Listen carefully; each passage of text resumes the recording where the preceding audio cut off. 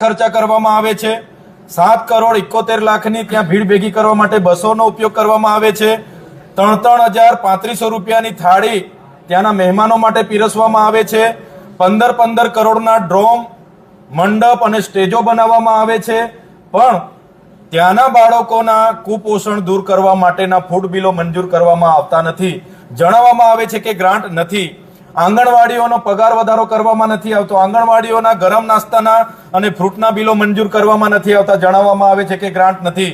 ત્યારે અમે આ ગુજરાતની સરકારને કહેવા માંગીએ છીએ, 30 વર્ષના શાસનમાં આ કુપોષિત બાળકોના નિવારણ માટે એમની પાસે કોઈ પ્લાનિંગ નથી, કોઈ એમની પાસે આગળ કોઈ કાર્યક્રમ નથી। અને જે પણ ગ્રાન્ટ આ બાળકો માટે આવે છે એ ગ્રાન્ટ અધિકારીઓ અને નેતાઓના પેટમાં જાય છે અને એ ગ્રાન્ટ એમના NGO દ્વારા સગે વગે કરવામાં